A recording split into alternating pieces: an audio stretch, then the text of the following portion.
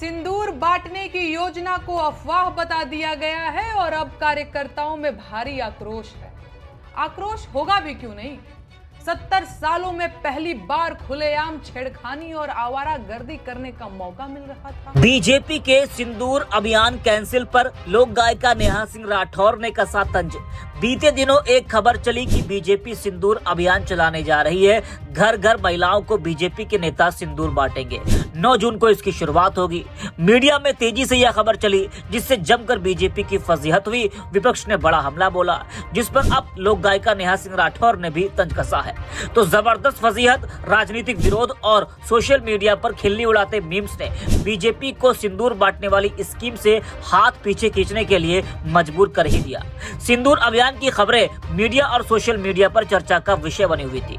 दावा किया गया था कि बीजेपी ऑपरेशन सिंदूर को लेकर एक अभियान शुरू करेगी, जिसके तहत देश भर में घर घर सिंदूर पहुंचाया जाएगा। इस पर विपक्षी नेता जमकर बरसते रहे। बीजेपी की खूब फजीहत होती रही और इसी बीच बीजेपी ने घर घर सिंदूर अभियान की खबर को फेक बता दिया। बीजेपी ने आधिकारिक बयान जारी कर कहा कि भारतीय जनता पार्टी ने घर घर सिंदूर बांटने का कोई कार्यक्रम निर्धारित नहीं किया है। अब सवाल यही उठता है कि देश की इज्जत और अस्मिता से जुड़े इस मुद्दे पर पार्टी पहले क्यों नहीं चेती? क्या वाकई में ऐसी कोई योजना नहीं थी, या फिर जन विरोध के बीच पार्टी ने बैक गियर लगाया? जबकि यूपी की योगी सरकार ने तो बाकायदा ऑपरेशन सिंदूर को अपनी सामूहिक विवाह योजना में शामिल करते हुए दुल्हनों को सिंदूरदानी देने का ऐलान किया। हालांकि यहाँ भी उसका विरोध हुआ और कांग्रेस के प्रदेश अध्यक्ष अजय राय ने सवाल उठाया कि सिंदूर दान करने का अधिकार सिर्फ पति को होता है और सिंदूर भारतीय संस्कृति में हमेशा पति के घर से आता है। ऐसे में सरकार का सिंदूर देना गलत है। वहीं बीजेपी के सिंदूर अभियान कैंसिल पर लोक गायिका नेहा सिंह राठौर ने वीडियो शेयर करते हुए तंज कसा है और एक्स पर लिखा है कि घर घर सिंदूर बांटने की योजना कैंसिल होने से पार्टी के लफंगों में उदासी का माहौल है। अरमानों पर पानी फिरने के बाद से कार्यकर्ताओं में निराशा छाई हुई है। नेहा ने क्या कुछ कहा है वो भी आप सुनिए। सिंदूर बांटने की योजना को अफवाह बता दिया गया है और अब कार्यकर्ताओं में भारी आक्रोश है। आक्रोश होगा भी क्यों नहीं। 70 सालों में पहली बार खुलेआम छेड़खानी और आवारागर्दी करने का मौका मिल रहा था। दूसरों के घरों में सिंदूर लेकर जाने का अवसर बन रहा था। मन में पराई औरतों को सिंदूर की डिबिया देने के सपने पल रहे थे, पर सब पर पानी फिर गया। लफंगों ने मन ही मन कितने सारे डायलॉग गढ़ लिए थे। सिंदूर बांटते वक्त क्या क्या दुव्यर्थी बातें बोलनी हैं, वो सब भी मनोज भैया और रवि भैया से लिखवा लिए थे। सिंदूर बांटने के लिए मोहल्लों के घर आपसी सहमति से बांट चुके थे, लेकिन अचानक यहां भी सीज फायर हो गया। इस योजना को भी अफवाह बता दिया गया।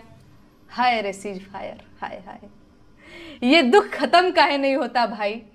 अब बेचारे कार्यकर्ता बोले तो बोले क्या, शिकायत करें भी तो किससे? उन्हें तो अपनों ने ही लूटा। खैर, योजना शुरू होने से पहले ही सिंदूर की डिब्बियों की शॉर्टेज हो चुकी थी। बेचारे कार्यकर्ता कुर्ते की दोनों जेबों में सिंदूर की डिब्बियां भरकर टहलने लगे थे।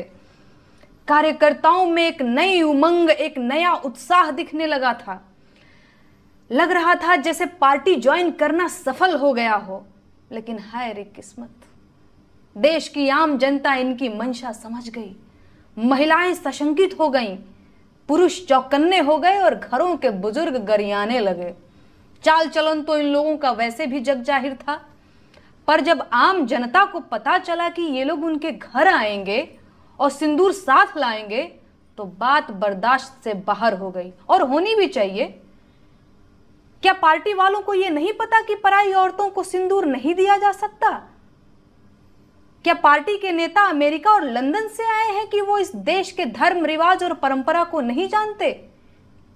या वो इस देश की आम जनता को मूर्ख समझते हैं? कहीं ऐसा तो नहीं कि वो देश की जनता की सहन शक्ति चेक कर रहे थे? इन पार्टी वालों को क्या लगता है 5 किलो मुफ्त राशन देकर देश की जनता को खरीद लिए हैं क्या? मदर इंडिया फिल्म के सुखी लाला बन गए हैं ये लोग। मुफ्त अनाज के बाद सिंदूर देंगे, इतनी हिम्मत हो गई, इतना मन बढ़ गया।